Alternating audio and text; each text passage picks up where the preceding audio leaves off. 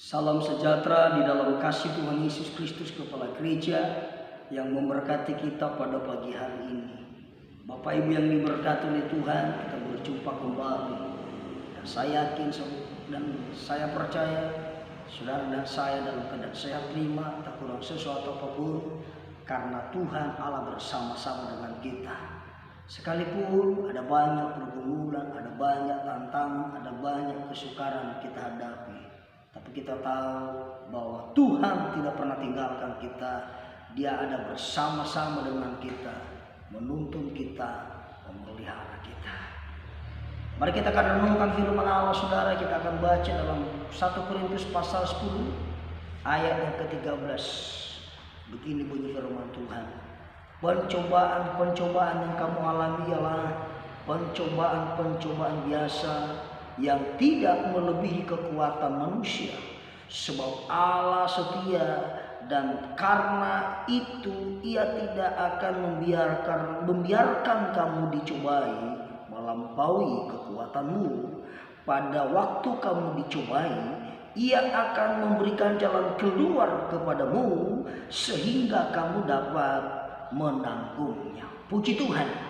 Bapak Ibu yang diberkati oleh Tuhan, saya menyampaikan tema renungan kita pada pagi hari ini adalah tetap teguh di masa sukar.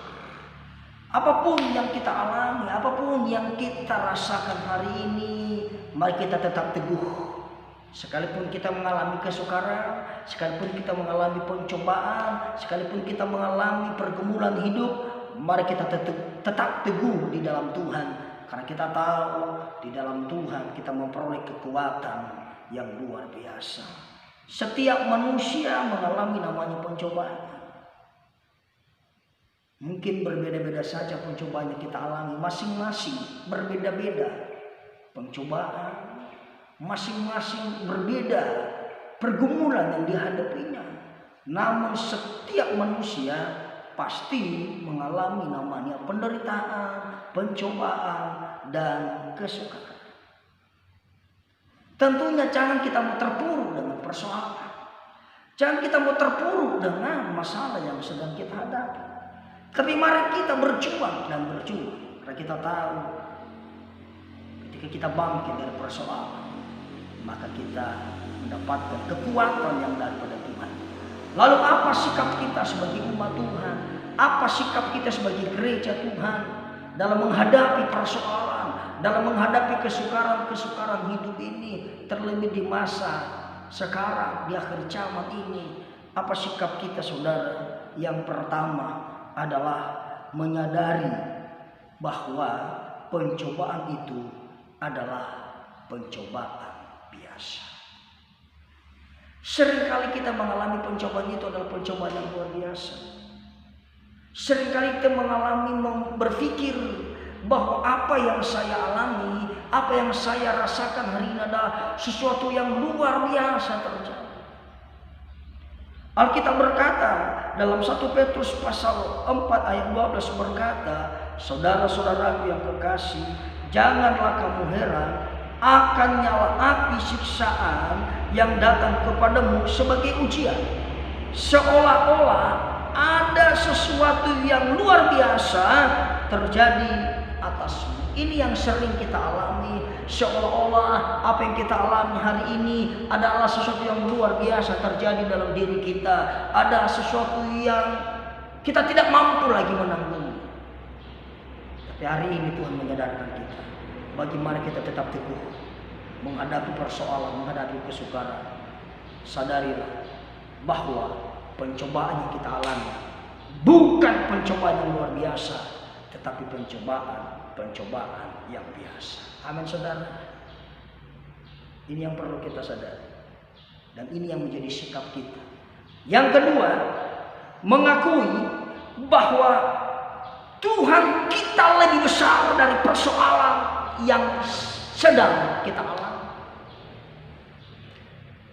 Seringkali kita menganggap bahwa persoalan itu lebih besar daripada Tuhan. Itu yang membuat Tuhan tidak berkuasa dan tidak berotoritas dalam hidup kita. Tapi mari kita ubah mindset kita. Katakan, Tuhanku lebih besar dari persoalanku. Tuhanku lebih besar dari masalahku. Amin saudara. Seperti nyanyian kita. Dia terlebih besar. Dia terlebih besar di dalamku, di dalamku. Dia terlebih besar. Dia terlebih besar di dalamku selama-lamanya. Ayo Bapak Ibu, kita mengatakan, Tuhanku lebih besar dari masalahku, Tuhanku lebih besar dari pergumulanku, Tuhanku lebih besar dari persoalanku, sebab Dialah segalanya bagiku. Haleluya. Hal yang ketiga kita lakukan, sikap kita adalah meyakini bahwa hanya Yesus satu-satunya jalan dalam setiap persoalan kita. Hanya Yesus satu-satunya jalan dalam setiap pergumulan.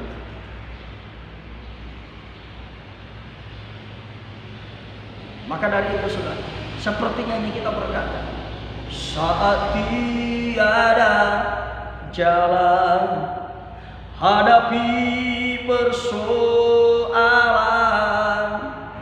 Yesus ada di sana dan memberiku jawaban.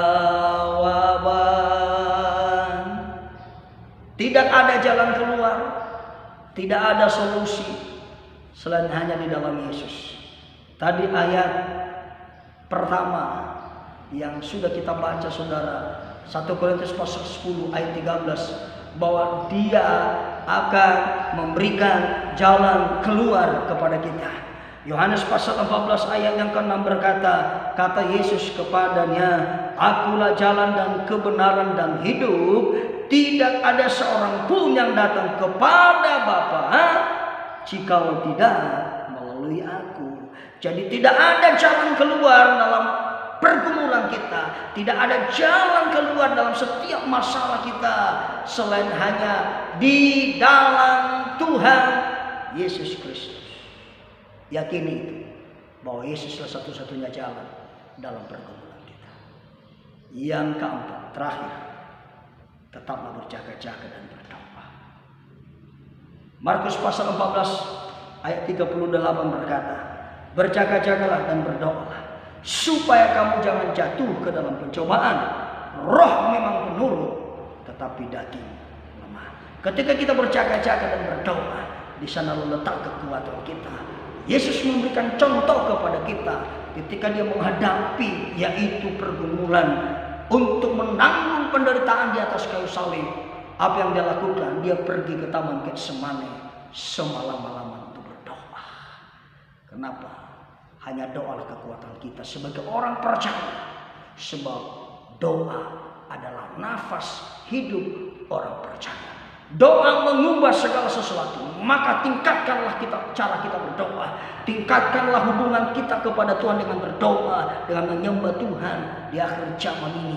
Dengan kita berdoa, memiliki persekutuan yang intim dengan Tuhan, kita berjaga-jaga. Dan dengan demikian kita mendapatkan kekuatan dari Allah. Doa mengubah segala sesuatu. Maka dari itu Bapak Ibu yang diberkati Tuhan, sehingga kita tetap teguh dan kuat menghadapi masa-masa yang sukar, menghadapi masa-masa yang sulit, menghadapi persoalan hidup di saat sekarang ini. Tetaplah kuat bersama dengan Tuhan. Pastikan bersama dengan Tuhan kita banyak melakukan perkara besar. Bersama dengan Tuhan mukjizat nyata Tuhan berikan kepada kita. Tuhan Yesus memberkati kita semuanya. Haleluya.